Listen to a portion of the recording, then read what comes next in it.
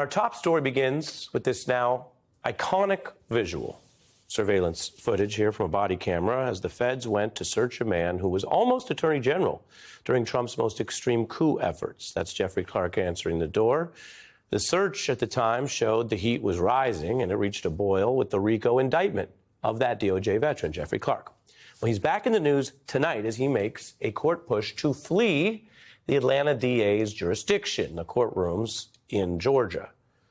Clark was busted, you may recall, by the January 6th committee and separate independent reports for trying to abuse the limited role he had inside the Trump DOJ, where his original job was an environmental official. But he wanted to use lies or actual criminal legal fraud to try to get Georgia politicians to steal the state's votes that had declared Biden the victor, to steal them for Trump. That's right. You're an environmental lawyer. I made the point that Jeff Clark is not even competent to serve as the Attorney General. And Pat Cipollone weighed in at one point, I remember saying, you know, that letter that this guy wants to send, that letter is a murder-suicide pact. It's going to damage everyone who touches it.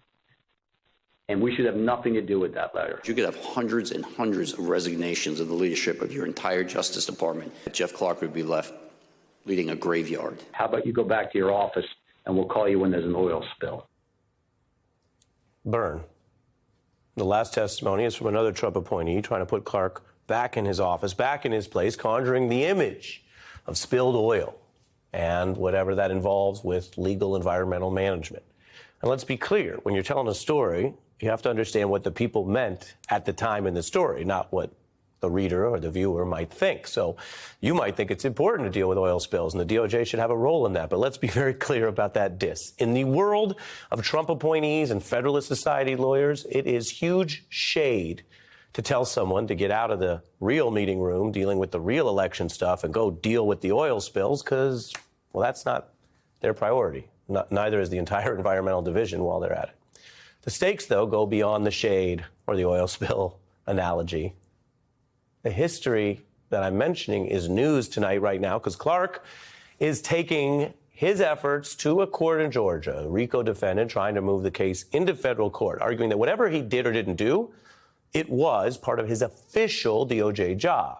That argument was also recently offered and lost when presented by Trump's #1 aide during the coup effort, defendant Mark Meadows. And tonight, this is news because it is part of a larger set of incriminating revelations here. Clark, like Meadows and Trump himself, are admitting the problem out loud, sometimes under oath.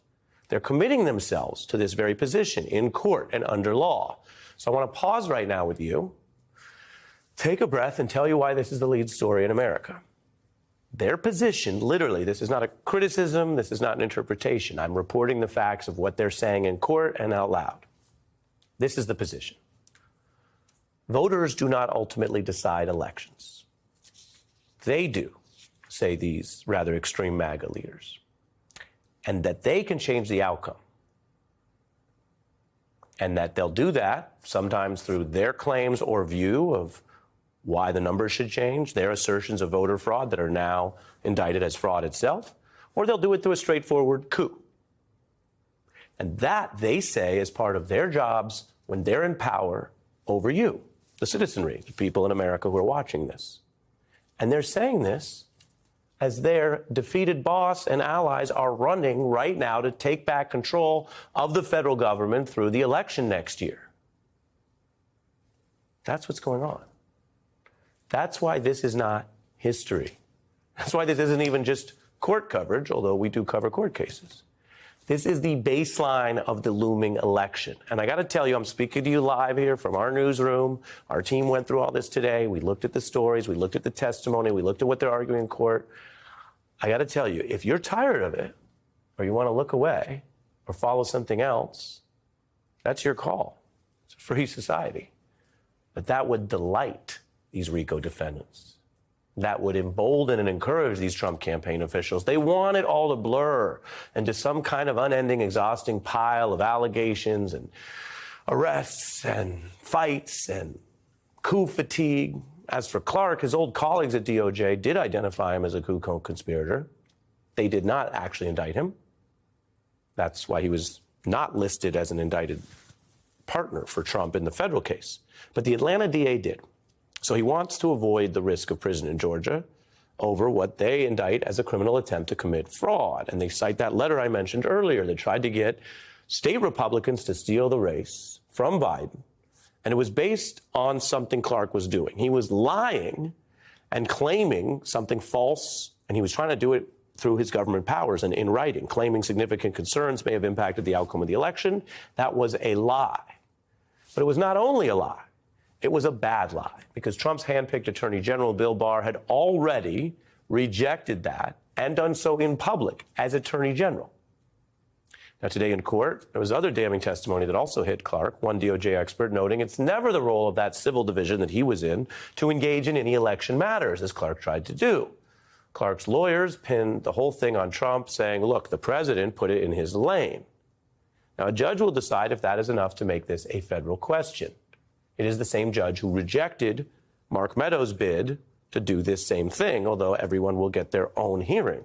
But the judge rejected Meadows making the exact same argument to try to get out of the Atlanta DA's court and said it wasn't in his job scope to take those actions to try to steal the race. So that's a few minutes on these enablers and RICO co-conspirators, RICO co-defendants of Donald Trump. As for him, the separate defendant, well, he says now that he is open to even potentially pardoning convicted seditionists.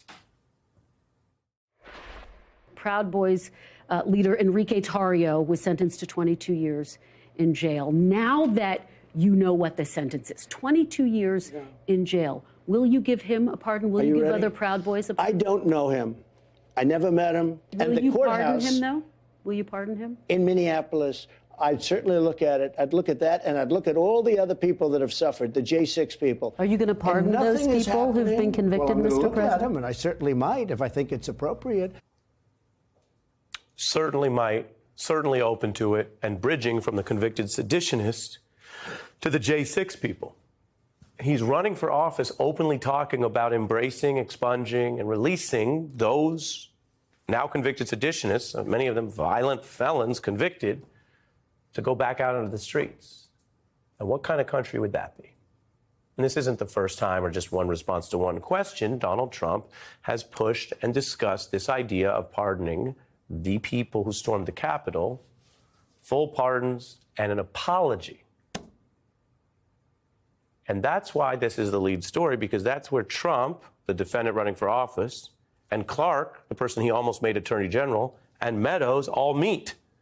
This is their actual view, sometimes admitted basically in interviews like you just saw, sometimes under oath, that they will decide, not you. Now, judges are dealing with how this affects where the cases are tried. And as I said before, these people are presumed innocent. That's part of our coverage of court cases. But the larger matter is, our voters listening as this agenda is so clearly admitted? Will voters decide to give this anti-democracy agenda another 4 years? Or, as well, will voters who are understandably busy and dealing with life and exhausted by a lot of this tune out or minimize it to a degree that they think it's being taken care of, that this is not the central question facing the democracy? That's a larger question than any courtroom or jury is going to decide. It's the question hanging over all of this.